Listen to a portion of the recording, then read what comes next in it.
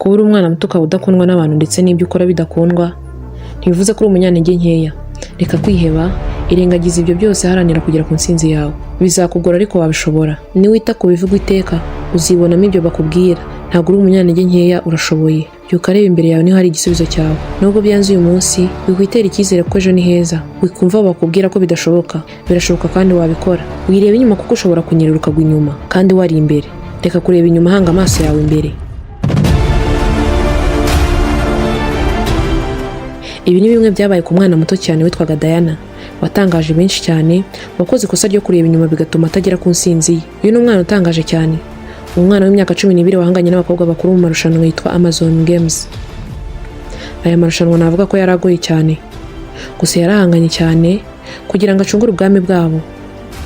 Hari ubwami butanu bwari ku kirwa cyitwa The Maisla. Ubu bwami bwari butoranye. Muri make ni nk'uko twavuga ngo Burundi, Rwanda na Uganda. Uku ni nako kuri icyo kirwa The Maisla byari bimeze. Ubu bwami uko bwari butanu bwari bufite umuyobozi wabwo. Igitangaje cyane nuko ubu bwami bwose uko ari butanu bwayoborwaga n'abagore gusa. Nta mugabo wahabarizwaga, babaga ukwabo. Hagati y'ubu bwami bwari buri kuri iki kirwa harimo ubuyobowe n'umwami Queen Hypot. Uyu mwamikazi igitangaje cyane kuri we yabanaga na King Zayas. Ibintu bitari byemewe mu mahame yabo bagenderagaho. Gusa ntibabyaraga. Muri uko kutabyara, abandi bamikazi bakabwira Queen Hypot ko impamvu atabyara ari uko yarenze ku mahame y'ubwami bwabo. Aya mahame avuga ko ubwami bwabo nta mwamikazi wemerewe kubana n'umugabo mu nzu. Amahame yabo avuga ko umwamikazi agomba kuba wenyine n'umwana yabyaye. Ngo umwami cyangwa king w'ubwo bwami ntaba yemerewe kubana n'umwamikazi. Bivuze ngo umwamikazi aba yemerewe kujya kureba umwami rimwe mu kwezi, kuko umwami afite aho aba wenyine. Amahame y'ubwo bwami yemeza ko umwamikazi aba agomba guhura n'umwami rimwe gusa, ari igikorwa kimwe kibahuje. The Maisla Kingdom niko ubu bwami bwitwaga.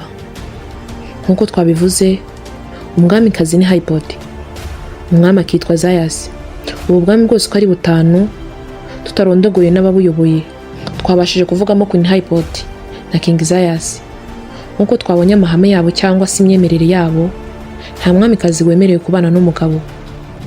Nubwo Queen Hypot na King Zayas barenze kuri aya mahame yabo bagenderagaho bakabikora, akaba ari nayo mpamvu ubundi bwami butandukanye bwari butoranye n'ubu bavugaga ko ari nayo ntandaro ituma batabyara. Gusa tugarutse inyuma, ubwami ubundi bwagiraga ishyari ubu bwami bwa The Maisla, bitewe n'uburyo King Zayas yabanaga na Queen Hypot neza mu kutagendera ku mategeko cyangwa amahame yabo bemeraga. Ni nacyo cyatumye ubu bwami bundi butangira kuvuga ko impamvu batabyara ari igihano cy'Imana kuko gutatira imyemerere yabo. Aba bamikazi bo ku rundi ruhande ndetse bo bakurikizaga imyemerere yabo uko ari bane, havuyemo Queen Hypot. Bo bari bafite abana ndetse buri wese afite umwana w'umukobwa mukuru. Mu gihe Queen Hypot we byari byaranze bitewe no kutagendera ku mahame yabo. Gusa nyuma gato Queen Hypot yaje gutwara inda. Mu gihe yari atwite haje gukorwa inama. Gusa muri iyo nama ntiyayibonetsemo kuko yari yagiye kubyara. Gusa yaje kubyara ndetse abyara neza. Abyara umwana w'umukobwa. King Zayas yamwise Diana. Gusa mbere y'uko abyara, igihe yari ari kwa muganga hari hakozwe inama bwa bwami uko ari bune bwateranye. Gusa nubwo atahabonetse, ibyavugiwe muri iyo nama byamugezeho. Havuzwe ko hari amarushanwa azaba nyuma y'imyaka 2. Ubwo bavugaga ko hagomba gutorwa undi muyobozi uzayobora ubu bwami bwose uko ari butanu, ndetse ko abazahangana ari abana b'ubwami bwose. Bivuze ngo ubwami bwose uko ari butanu bwagombaga kuzavamo abana b'abamikazi ku mpande zombi, bagombaga kuzajya muri aya marushanwa. Gusa tugarutse ku ruhande rwa Queen Hypot, we umwana we yari akiri muto ku myaka y'10. Ku myaka y'10 uyu mwana we yari amaze kuzuza, yagombaga kujya muri ayo marushanwa.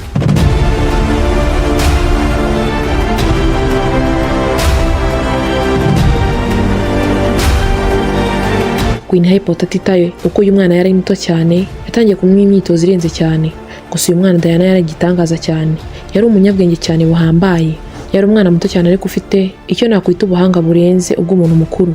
Tugarutse ku nama yakozwe hategurwa ayo marushanwa, umwamikazi utarakundwaga na bagenzi be kubera gutatira imyemerere yabo niwe wari umuyobozi mukuru muri ubwo bwami bwose. Hakozwe inama y'uko mu bana b'abamikazi ko aribo bazajya muri ayo marushanwa.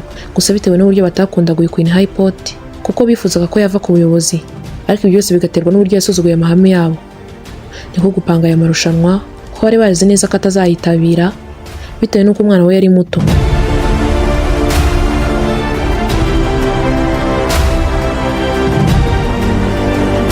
Bibwiraga ko umwana w'imyaka 10 atayajyamo. bo biyumvishaga ko aribwo buryo bwiza bwo kumukura ku buyobozi. Ayo marushanwa muri abo bana b'ubwami bwombi, uwari butsinde muri ubwo bwami bwombi hari buvemo umuyobozi mukuru.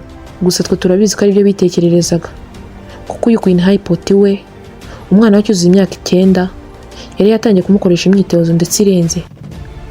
Kubw'amahirwe uyu mwana Diana yari afite ubwenge budasanzwe, mu gihe abandi bakoze imyitozo imyaka irenga 15.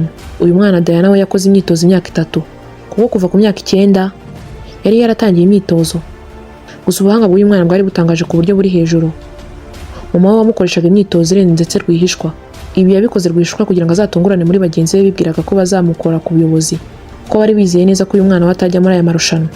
Uyu mwana wanditse amateka akomeye cyane Diana, aho yatanye n'abakobwa b'ubwami butandukanye mu marushanwa ya Amazon Games. Uyu mwana wanditse amateka ndetse agatungura benshi cyane, harimo n'abo yari agiye guhangana nabo muri aya marushanwa. Ndetse aba abamikazi b'impande zombi bari bazi ko bagiye kwigarurira ubwami bukuru.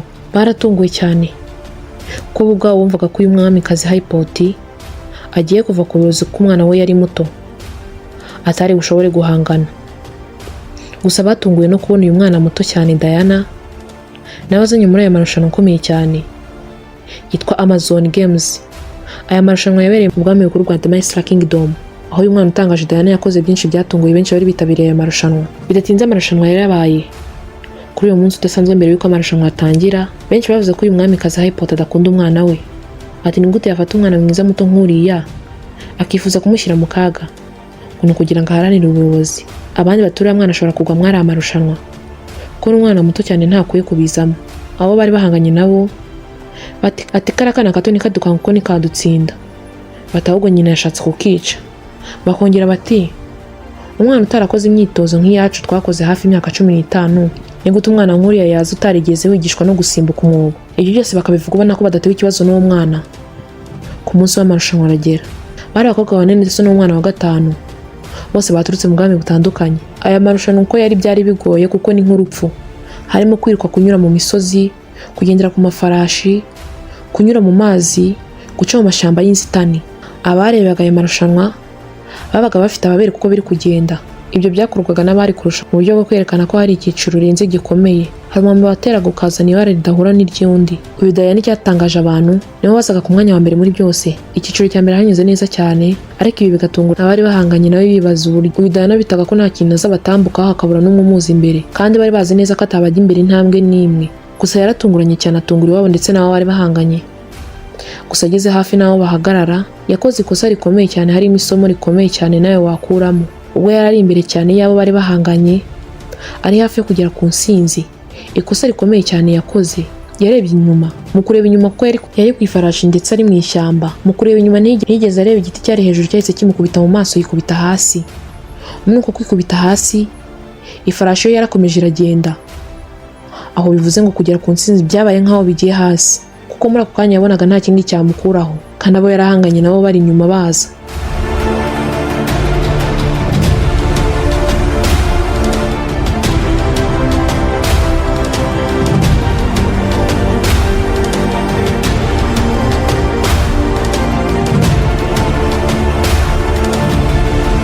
Gusa kuko uyu Diana yari yaratojwe bitangaje, yatekereza icyo yakora muri ako kanya. Niko gufata ibuye rirambuye cyane, ariyicara hamanuka ahantu ku musozi. Ibi yabikoze kugira ngo ahite agera ku ifarashi ye byihuse, abo yarahanganye nabo bataramucaho. Yaciye inzira ya bugufi, niko kugera ahantu ku musozi aho yahureranye na ya farashi, ahita asimbuka yigwaho. Ibi yabikoze byari nko kwiyahura, gusa yarabikoze ntiyagira icyabo. Gusa nubwo yanyuze mu nzira ya bugufi kugira ngo abone ifarashi ye byihuse, n'ubuhanga bukomeye yakoresheje. Gusa umwe mu bo bari bahanganye yaramubonye. Uyu mwana Diana yarakomeje agera ahari gusorezwa aya marushanwa ari uwa mbere. Hari izingiro wageragaho ugafata icumu ukanyuzamo, ukaba ari wowe ubaye uwa mbere. Wabanzaga gutera muri ako kazingiro niwe waba gutsinze bose. Bose bahagereye rimwe. Diana waje yiruka afata rya cumu gatere muri rya zingiro, mu gihe yaragiye guteramo hari uwahise amutega, nuko yikubita hasi. Abandi bahise bateramo, umwe arahusha, undi ryinjiramo neza. Uyu mwana Diana wari wanditse amateka bitewe n'uburyo yari yafashe umwanya wa mbere mu bo yarahanganye nawe bose. Gusa akaza kunanirwa n'ikosa yakoze ryo kureba inyuma. Kureba inyuma ko byatumye ahomba, ntiyatsinda, kuko kuko iyo ataza kureba inyuma ngo arareba abo bari bahanganye aho bageze ntiyari kubona n'umwe mu bo bari bahanganye aca inzira za bugufi, kuko aha byagaragaye ko y'ibyo atari yatsinze ko yaciye mu nzira za bugufi. Urumva ko iyo ataza kugwa ngo ave ku ifarashi yari bukomeze mu nzira nyakuri. Guca mu nzira za bugufi kugira ngo adatsindwa byamuzaniye gutsindwa, kuko inzira ya bugufi yaciyemo muri aya marushanwa ntibyari byemewe. Byari ihame ko buri wese wari wahanganye yagombaga guca mu mucyo, ariko we kubera kureba inyuma akaza guhubwa ku ifarashi niyo byatumye agaragara nk'uwibye, kandi mu by'ukuri ataza kureba inyuma ntibyari bugende gutyo. Gusa yiciye hasi abitekereza asanga ko yakoze ikosa. Mama we yaramwegera aramuhumuriza, amubwira ko ikindi cyagomba gukora ibintu mu mucyo no mu kuri. Anamubwira ko atagomba kureba inyuma mu gihe ahanganye, ahubwo agomba kureba imbere. Twareberaga hamwe inkuru y'umwana udasanzwe wagiye mu marushanwa ya Amazon Games, gusa bikarangira atari intsinzi kubera ikosa yakoze ryo kureba inyuma. Mwari kumwe na Mbabazi Aria, ntimwibagirwe gukora subscribe kuri Honor Place. Mukomeze mugubwe neza.